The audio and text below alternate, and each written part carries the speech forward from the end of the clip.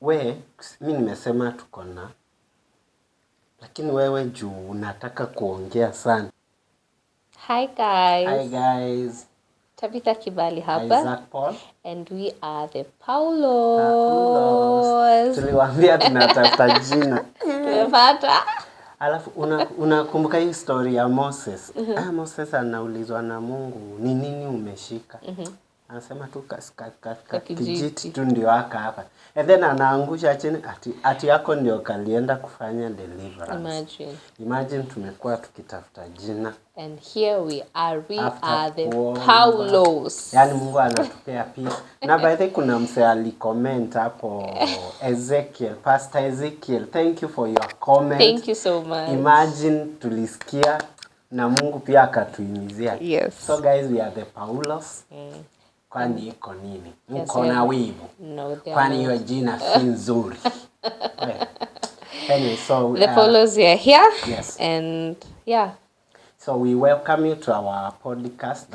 Our channel is purely music, but of course lazima tufanye vitu one two because sisi ni couple. Hatuimbi tu, lazima mulani 1 2. Si ndio? Very true. Anyway, very so true. today tunataka kudiscuss about marriage and ministry. Najua either way from our experience maybe someone atasikia get something out of this, you know. Yeah, and so guys, kama now badi ni makosa sana watch na ukose kulike hata kucomment, kusubscribe. Please do so. Very bad. Thank you. So we please kindly support us. Kindly, please. We have just begun a journey and we know tuko pamoja. Yes. Hatubahatishi, tuko pamoja. Amen. Yes, here we are. Kama na command our viewers. Mana uongi. Hapana, commander. You're talking to them, but be gentle. Tuwabembeleze, si ndio? Tasijui, but ni sawa. So, So guys, we are here. It's another episode, and let me tell you, I am happy that we have a new season, and we will be glad and rejoice in it. And marriage and ministry, it is. So, I call him Boo, my host, but I am so happy to be a married woman. And let me tell you, marriage and ministry is no easy thing. And it's the case for us. We are married and we are both into ministry. In the layman's language, you know that marriage is a union between two people and ministry is a calling. So, mtu kumanage marriage na ministry, it's a bit like it's like hot ketchup. Sijui kama mnaniget. Because he's a minister, I'm a minister, we're in marriage. So for me, I think marriage and ministry can be a bit contradicting.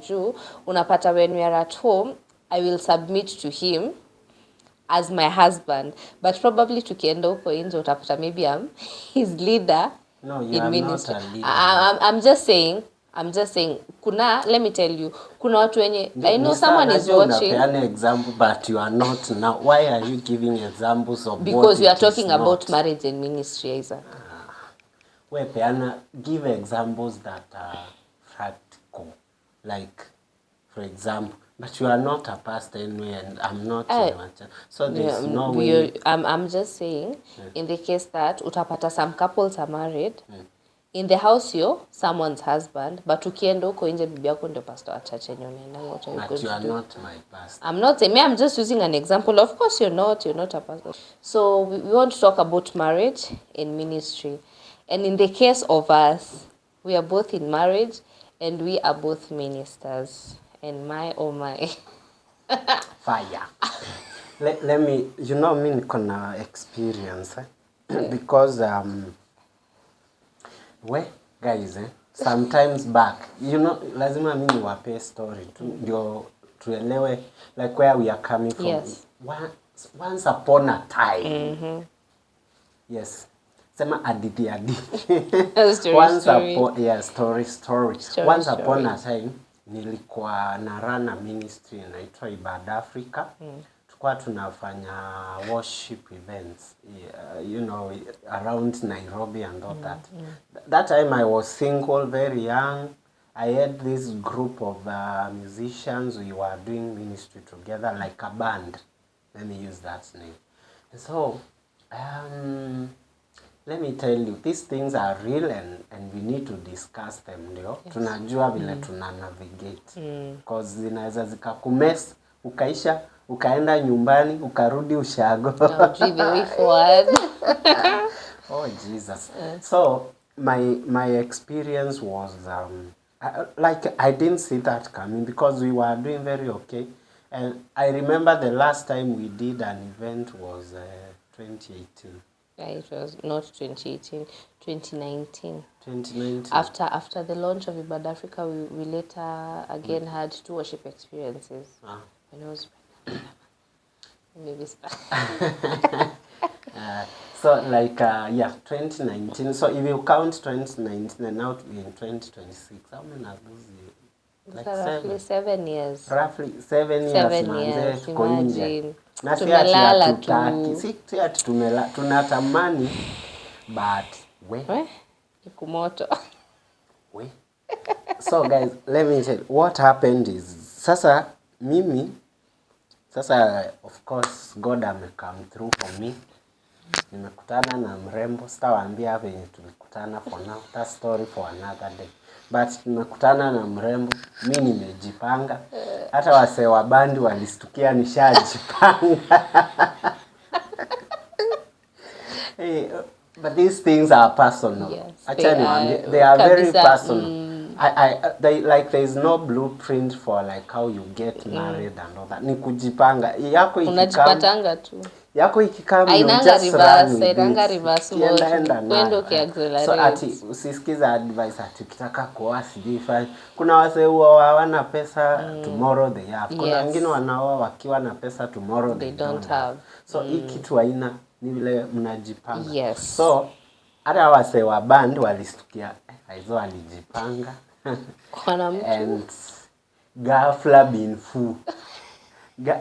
Inasemwa ghafla bin fu. Ghafla bin fu. Kamonchoa. Kamutu kakakuja. Brother Isaac. Kamutu kakakuja. Yes. We got our first born that the same year, 2019. Yeah, 2019, I think July. June 19. June. Yeah, I remember. Oh no, I remember. If there's something I will never forget, it's birthday and my firstborn. June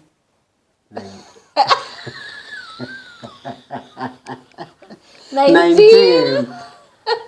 2019. Yes. So, mtoi amekam manze. Job ndio hiyo. But that time, we talk about that also some other time. Because tukianza kuongea sahi, I don't know. Let's take baby steps. Yeah, baby steps. So, mtoi amekuja and then, by the I realized, but kukua anointed ni mzuri. Because, let me tell you, now, because I'm a leader, and I carry the grace now for marriage, guess what? Every other lady in the band almost got married. And got children. And we thank God. It's a nice grace, So we have a band. The leader gets, and Mutoi comes, and then wafuasi, everybody tukaza. Hata wewe kama ni wewe utaita mtakuja na tutoi kwa Prague tukinyonya. And we used to do by the overnight practices on Friday. We were so devoted to this band. Very. And I think that's it. Like it just happened like that. And then we found ourselves. You know, that time you think, unaenda round 1, unastukia round 2. Coming round 2. Then nanga come back. Tukapata kasifa. Kasifa. So hii kitu bana. Sasa hata zile ngambo zingine wenye tunafanya ministry nao bado ni ria. Yaani wanakuja kukuja. Even I don't know why bands in Kenya the high population are ladies, and then you have less men, 2-3 men. 2-3 men. But also the men hata hawa si wanaona mzae amefanya ile kitu pia waka. And then we go into silent, and then guys kuna wale of course walibaki single wawili watatu, they asking mulifanya aje kuhusu band and all that, and they asking why don't we come back and all that, and men so Ibo, and then tukakuja at some point tukataka kurudi. Ria. You guess what it means? Ria. Sitasema sana. Unaona hapa? And then sasa iko hivyo. And then guys we realize now kumbe this was a challenge that we even ought to discuss about it before hata itufikie. Because I think for us getting married, it was ni jukumu. It is a huge responsibility. Very huge. And my napenda vile unajua English. Unajua nimetafuta hiyo word sipati. Responsibility. It's a very huge responsibility. Yes, it is. And that is where now marriage and ministry comes in. Yes. We used to be in ministry, man. We used to be youth in fire. Unasikia people nasema there's no you can be lukewarm. It's either you're hot or cold. When it is time to scatter the enemy, we were hot. Hot fire. We were hot. We used to go on stage, and let me tell you, the Holy Spirit used to be together with us. And it will get minister, and you will feel the presence of the Holy Spirit. And manze, as my husband has explained, ria, 3 rounds. And they also have a brother. I've got a brother mkubwa. He's 12 years now. His name is Baraka. And hey, you can imagine managing 4 kids now. You want to go back into ministry. You're in marriage, and it can only take the hand of God. Sure. Because personally, I wouldn't say most of the responsibilities naangukia mama. Actually, it's a 50-50 thing. Juu mama nitalea, mzee atatafuta. But for us mothers ni kama nisi tunakuanga tumewezwa kabisa. Because I'd really like to go back to the altar, but then unaona uko na mtoto unanyonyesha, you're nursing your son or your daughter, and maybe utashinda. Like for me, my son tends to be so clingy. Unapata hata nikisema ati nitarudi hapo kwa altar niimbe, I don't think ataweza kukaa na watu. And because I'm a parent, I still have that mommy brain. I don't think I'd be in a position ya kukaa nione mtoto analia. And that is where now ministry comes in, and it can only take the hand and grace of God. Yes. Marriage and ministry si kitu ya kuchukuliwa na upesi. Even for men of God who are out there, because I believe that 99.99% of men of God are married. So hata pastor kwenda kwa altar kupreach, it takes the grace of God. Maybe asubuhi amekwazana na bibi yake. Like men and women of God, I believe that 99.99% around the whole world, men of God and women of God, most of them are married. And marriage, unapeana statistics hata hujafanya research. Mimi nakwambia tu because me know. When ni church ngapi umeenda ukapata pasia na bibi ama bibi ana pasia na bwana. Wako hata washaachana. Wako, lakini sasa mimi I'm talking because I'm talking for those them. Statistics yako iko vice versa. But because these men of God hawana. Lakini because but you're a man of God and you have a wife. Yeah, but wengi unajua umesema 99. Jumi najua wewe umekama cross mapasta ngapi wana bibi. Wenye hawana ndio wengi, wewe jua hivyo. Tuendelee. Tena na minister Isaac. So unapata because marriage is paramount to you guys, disagreeing. Like for us utapata tutaamka tu, tumelala vizuri, but kuna kitu itakuja end. So because there is marriage and he or she still has to go into ministry and devote him or herself to whatever he or she is called to do, inakuwa ni hard. Because kuna watu wenye wanakuwa na roho nyepesi. Like mimi naweza kasirishwa na hizo niseme hata leo siimbi kwa altar. But imagine you're a pastor and you have to preach to that brethren. How do you go about it? Kuna ukweli. Yeah, and guys, that's why like these are very serious topics that Nafikiri hadi watu wanafaa waende shule kusomea about marriage and ministry. Because that's a combination. If you are not wise prepared, and wise. It is tough. Halafu niwaambie kuna wase, me I think, but it's my opinion, and you can correct me.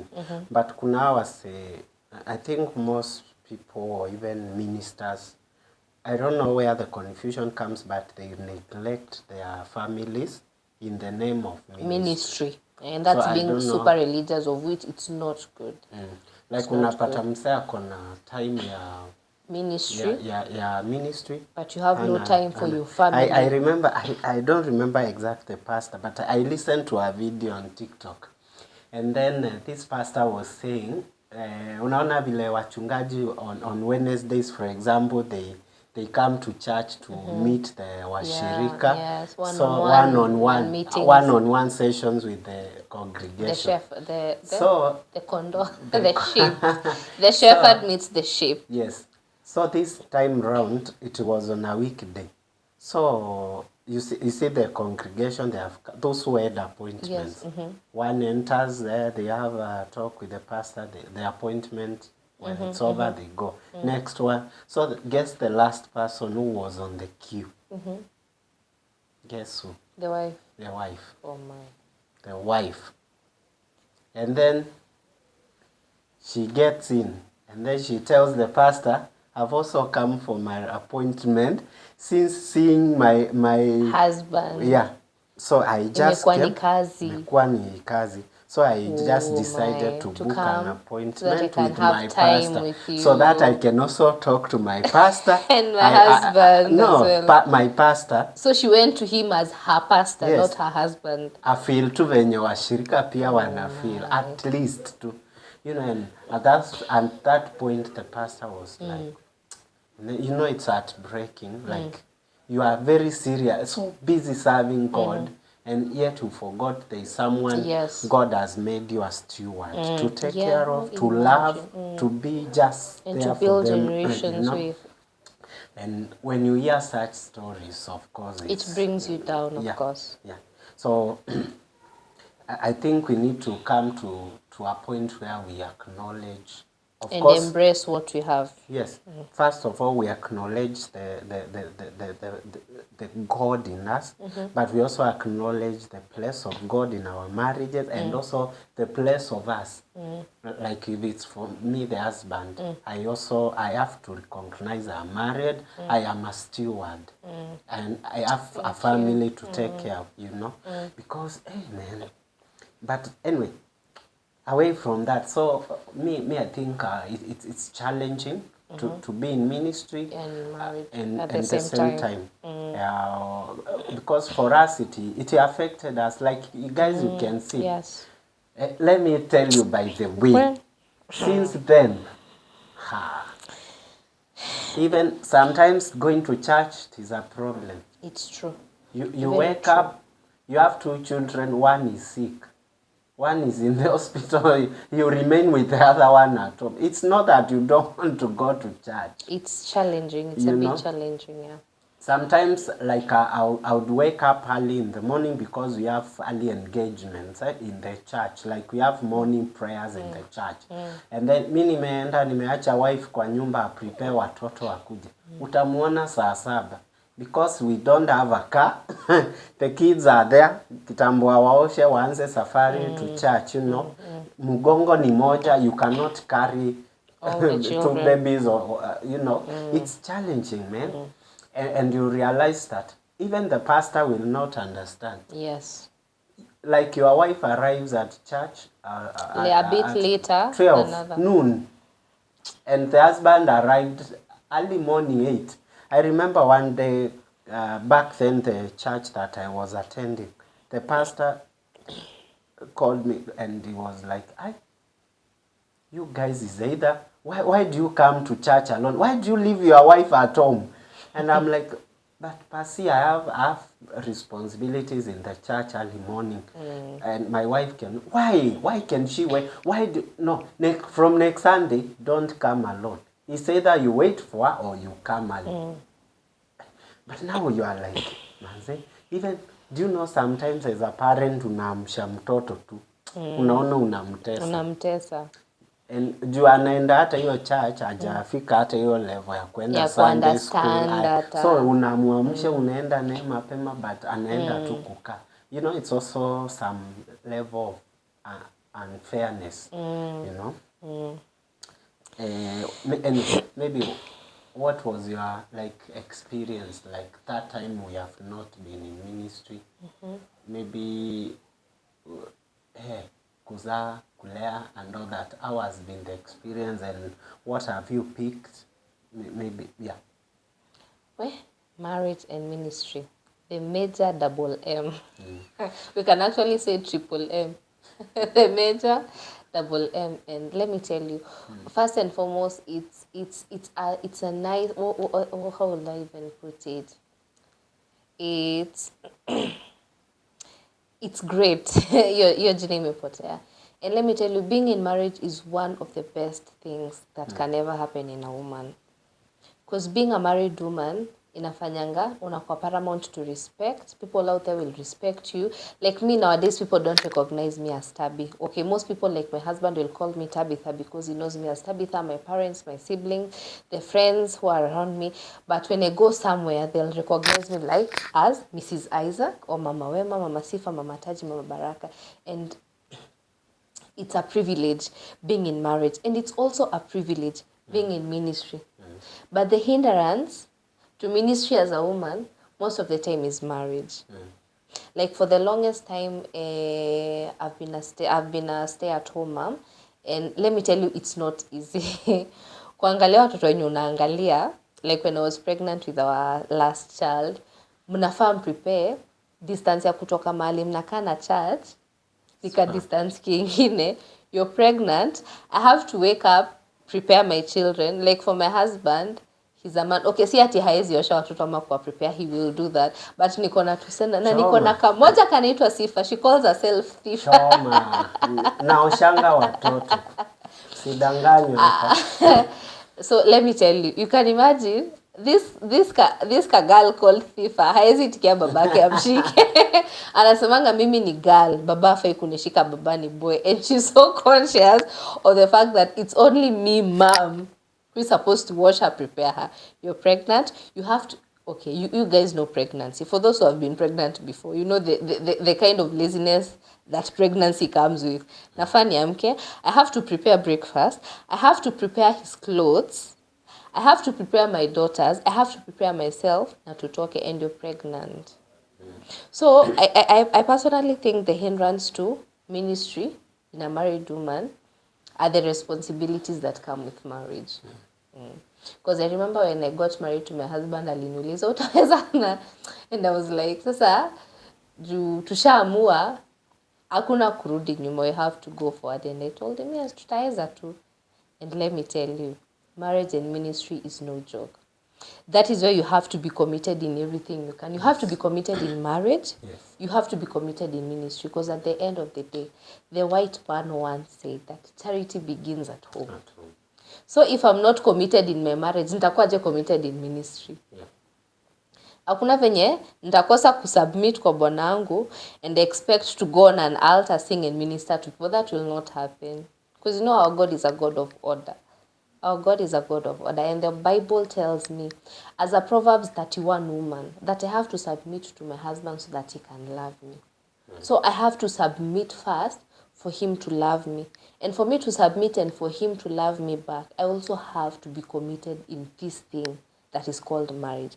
Juu Isaac, amelelewa na mama yake venye amelelewa. Maybe he was a disciplined boy, maybe he was a spoiled brat, I don't know. Madheaje nipe sorry but nitamuona. For me, maybe I was a spoiled girl, ama I was a hapo nimeumwa kidogo. Guys, do I look like I've ever been a brat? I don't know. Maybe I was a spoiled girl. Hizo ni mangumi bad. Najua hatuwezi fanya hapa. Maybe I was a disciplined. No, by day out there, like, you know, there are things when I'm just saying, maybe you were. I know you are giving an example, but you have to think about. No, like, I'm saying. See what I mean? Maybe I was a spoiled girl, or maybe I was a disciplined. You are a spoiled girl. Me, I'm a spoiled brat. Nimesema You sorry. wait. No, there's no sorry here. Well, babe, choresi. No story. Nimesema brat ama boy? You said brat. You okay, are sorry. spoiled. Okay, sawa. So, no. Hakuna sorry. Maybe he was a spoiled boy or a disciplined boy, and maybe I was a spoiled girl. This woman. Or or anyway, or a disciplined girl.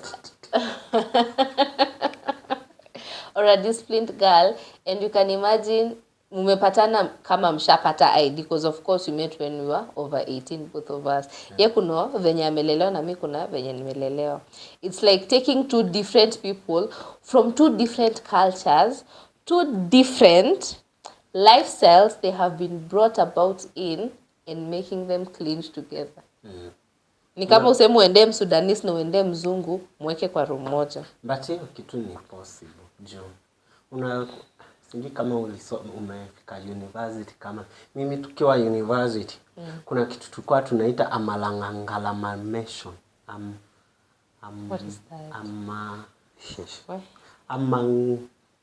We, simu nisaidie kusema mangalamation. Amalgamation or amalgamation. What is that? Sasa tukua tunafunzwa the way like si unaona kama Safaricom wanaweza kuja wanunue wanini wa merge na another company. Like nizo vitu sana. Like that's why kama kampuni zinamezana na inakuwa one. Mbona they can but it is a challenge. It is possible, yes, because for us it has been possible, of course. We've had two different backgrounds. He was brought up from the place he was brought up in. I was brought up from the place I was brought up in, and coming into and clinging together, it hasn't been easy because the kind of mindset that he has, pia mimi unapata kuna saa zingine ina vary kidogo, because of course pia unajua pia with age tumeachana kiasi, so venye anafikiria pia mimi venye nafikiria siwezi sema miaka yetu hapa. Mimi nikisema miaka mtatoroka. Do even have to say tumeachana. Si tumeachana wapi? On tunatoshana kuachana. Nimesema miaka. You have to be. Masikio yangu inatoshana na yako. Vidole si uweke. Hakuna yangu ni unaona ni ndogo. Tumeachana nini sasa? So anyway guys, so marriage and ministry. Yeah, and so challenge ziko na even us we are not exempted. And that's why sisi tumekaa chini manze tukaamua sasa tuanze ku take baby steps to pole pole because now pia tukipea the enemy your chance atatulalisha tulale usingizi na atapata loophole ya kuingilia sasa ndoa yetu. But if we stand firm in ministry, atake nini. So guys, we trust you are supporting us because see tumeanza tu very simple. I know God will help us huko mbele. Tumeanza kufanya spontaneous worship and we have just done one session but we are yet to release more. Tunaomba tu support. Please support us. Support us. Please do so. I beg. You said I'm commanding them. Don't command them, just be gentle. Wapapase. Hakuna venye unakuanga ground floor na ujipate fourth floor. You must go through the staircases. Kama kuna lift upande, the staircases upande. So we are taking baby steps. So don't get tired of us. Please. Huyo amesema hataki kuwa command and I want him to, mimi nataka ni wapapase. I want to be gentle because I'm a man. Please don't forget to subscribe. Comment, like, share. Na hata tukipost worship usichoke kuangalia.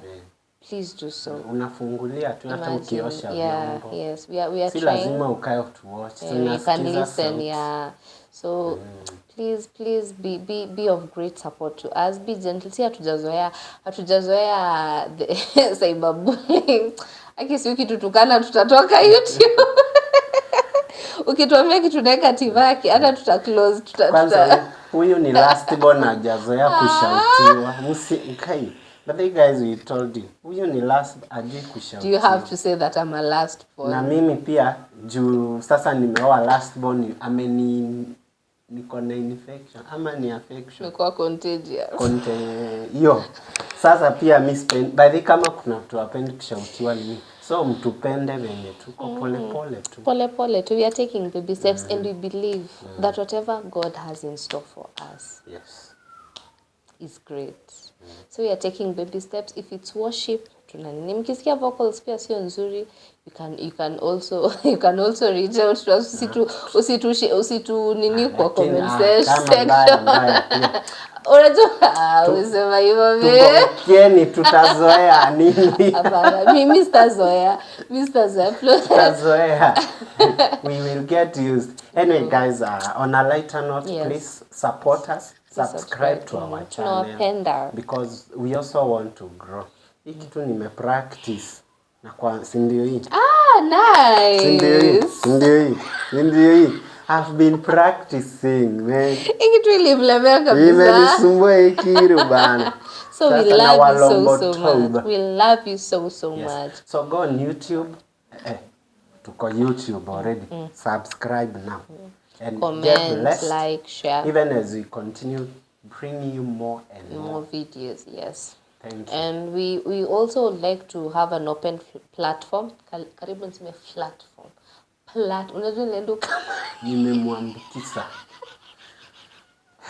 We are starting an open platform for couples out there. If you're a married couple, you're out there, you'd like your story to be known out there. We've started a marriage podcast, of course, for those who are married, for those who are actually going into marriage as well. Maybe you're someone's fiancé, you're planning a wedding or something. This is an open ground for everyone. Yes. Everyone, anywhere. God has blessed us nowadays. He gave us a car. We will travel and come to you. Ni wewe tu. We miss you. We miss you. Hapana. I have. Niko na gari. Yes, I have. Because kuna time nilikuwa naenda church miguu. Uko kwa gari. Wacha hiyo. Mimi nimesema tuko na. Lakini wewe juu unataka kuongea sana. Unasema tuko na sana. Sasa nani amekuja? Si ni tu tuko na watoto watatu, hiyo inatosha. Sasa sana lazima useme. Lazima uringi. Ngoja. Lazima useme. That is my miracle. Shida yako ni hiyo. That is my miracle. You are being front. Yes. Kuna front. Mimi ni last born. That is our character. If you want to know our last born ni hapa. Si hatunyamazangi. Tunajuanga kujitetea. Guys, hii kitu haitaisha. We love you. We love you and we love you. See you on the next video.